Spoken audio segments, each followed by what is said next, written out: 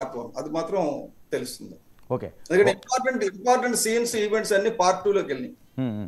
Okay సత్య గారు, మీరు movie చూశారు కాబట్టి ఇదిరా సీన్ అంటే ఈ ఒక్క సీన్ చాలు ఈ సినిమాకి అని మా మనసును హత్తుకునే సీన్ ఏమైనా ఉందా? అంటే బేసిక్ రెండు ఉన్నాయండి ఇందులో. ఒకటి ఏంటంటే పులి మేక ఆట అంటారు బిగినింగ్ లో.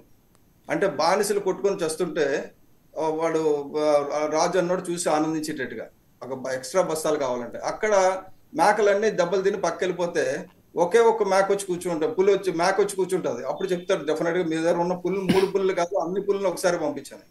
అది ఒకటి చాలా చక్కటి సీక్వెన్స్ అండి. దెన్ ఫైనల్ గా క్లైమాక్స్ స్టంట్ అనేది ఇది ఎక్స్ట్రాడినరీ. అంటే అది ఎంత న్యాచురల్ గా ఉందంటే ఒక మనిషి నిజంగా చేశాడు అన్నట్టు ఉంది. ఏదో తీసినట్టు గ్రాఫిక్స్ సినిమా స్టంట్ ఇలా చేసిరేస్తే నలుగురు ఎగిరిపోయినట్టు కాకుండా చాలా చక్కగా కష్టపడి ఆయనకు వచ్చిన నాలెడ్జ్ అంతా పెట్టి తీశాడు ఆయన.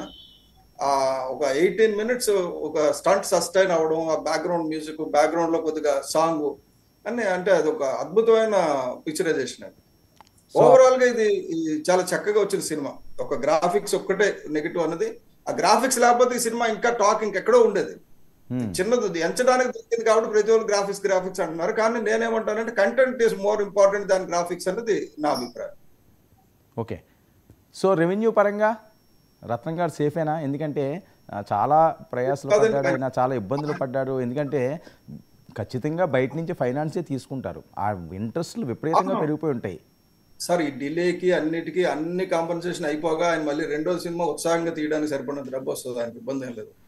ఆ ఫైనాన్స్ దాంట్లోంచి నిజంగా చెప్పాలంటే ఒక రకంగా పవన్ కళ్యాణ్ గారు ఆయన పైన వేశారు.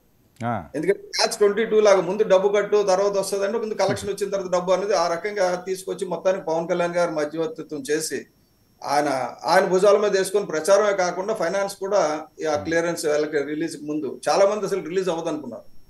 పవన్ కళ్యాణ్ గారు లేకపోతే రిలీజ్ అయ్యేది కూడా కాదు.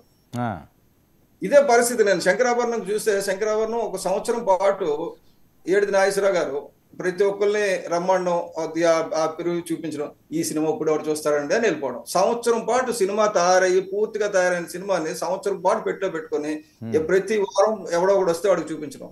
అలాగే దగ్గర 150 మందికి ఆయన చూపిస్తే ఎవడు ఒప్పుకోలే. అక్కడ సొంతంగా రిలీజ్ చేసుకున్నాం. సొంతంగా రిలీజ్ చేస్తే థియేటర్కి ఎవరు రాలా. అప్పుడు మళ్ళీ చిరంజీవి గారి ఫ్యాన్స్ ని పట్టుకొని మిర్యాల వెంకటరావుని పట్టుకొని ఇనీషియల్ గా ఒక వారం సపోర్ట్ చేసేసరికి రెండో వారం నుంచి క్యూ కట్టారు, బ్రహ్మరథం కట్టారు ప్రజలు. అలాగే ఏంటంటే మన ప్రజలకి ఏదైనా ఎక్కడం కష్టం అండి, కొత్తది ఎక్కదు. ఇప్పుడు ఇది కొత్తది ఎక్కించడానికి కొద్దిగా టైం పడుతుంది, కానీ ఎక్కిన తర్వాత ఇది ఆగదు. అప్పుడు హరిహర వీర మల్లు తలకి ప్రపంచం అప్పుడు చూస్తారు. అది చూద్దాం. నేను చెప్పాను కదా ఇప్పుడు ఎలాగైతే అందమైన అనుభవం అప్పుడు ఇమ్మీడియట్ గా వెళ్ళలేదు, తర్వాత వెళ్ళిద్దాం. ఇప్పుడు ఆదివారం వరకు ఎలాగా అన్ని ఇబ్బందులు ఏముండవు, బ్రహ్మాండంగా వెళ్ళిపోతుంది. సోమవారం నుంచి అప్పుడు ఈ ఫ్యామిలీ ఆడియన్స్ సోమవారం నుంచి ఎంతవరకు పట్టుకుంటారో చూడాలి. నాకు తెలిసి ఇంత నెగిటివ్ పబ్లిసిటీ వచ్చినా ఇంత మంచిగా రన్ అవుతుంది సినిమా అంటే పవన్ కళ్యాణ్ గారి సినిమా కాబట్టి రన్ అవుతుంది. ఇంకోటిదైతే ఇంతమంది పెద్దలతో గొడవ పెట్టుకొని అందులో జగన్మోహన్ రెడ్డి తాలూకా బ్యాచ్ అంతా దీని మీద పనిచేస్తున్నాం. ఆయన పొలిటికల్ గా పవన్ కళ్యాణ్ గారిని తిట్టొద్దని కొద్దిగా సాధించిన ఈ సినిమా ఎలాగో ఫ్లాప్ అయితే పవన్ కళ్యాణ్ వీక్ అవుతారు కదా అని ఒక ఆలోచన ఉంది ఆయన పొలిటికల్ గా. ఓకే. సో వీరమల్లుని ఎవరు ఆపలేరు.